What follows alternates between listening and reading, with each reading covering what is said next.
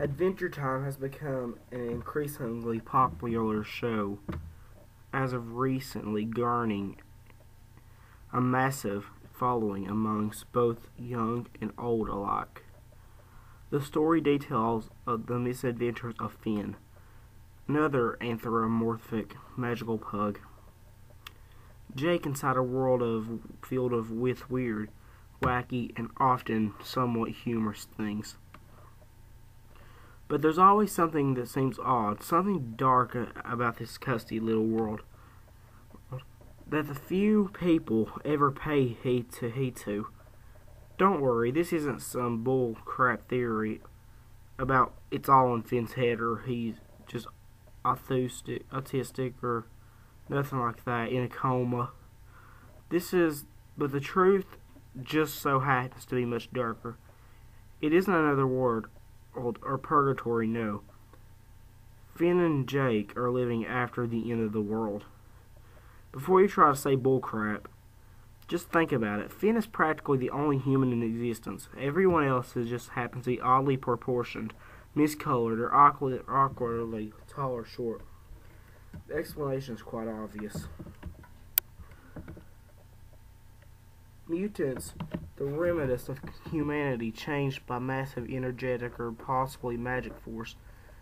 This very same force is what made the Candy Kingdom, or at least its inhabitants, possessing a large amount of inanimate objects, not bringing them back to life, but also the entire settlement, giving them life of their own personalities. This has let the cartoons develop some humorous and affordable references to other series, such as the World of Warcraft or Futurama. But besides, that's not the point. In one episode, Finn claims that rockets weren't reinvented yet. Meaning Finn may be somewhat aware there was some scientific event happening at some point before the show's main plot line. Remember the episode where they descend into Marceline's memory, or when they discover a trigeline of a society underground? Both these episodes have modernistic yet destroyed cities in them. Some people even claim the former episode that had gunshot screams and exclamations were to be heard in the distance during the sequence. However, the landscape of the world was significantly changed, meaning there was some sort of magical force not only morphed the people but landscape alongside a massive war. In the latter episode, during the end, the humans are revealed to be mutants with odd fish-like appendages sprouting from their head. So far, these are the least mutated humans to appear in the series, alongside from the frozen businessmen, who were likely aside from Finn, the last true humans on Earth. Finn appears to be shocked by this, meaning that he's somewhat native about the truth of whatever shaped and changed the Earth. Here's a more formulated theory that I've come to accept, and many others have accepted alongside of me.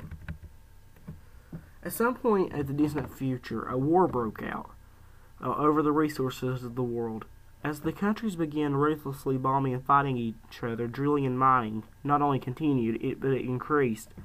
As nations began competing for the world's last remaining reserves, one of these exploitations encountered a massive magical energy base that's been trapped the world for millions of years. It spread quickly, morphing and changing the landscape, bringing random objects to life, and mixing with the already copious amounts of radiation that's already mutated so many people.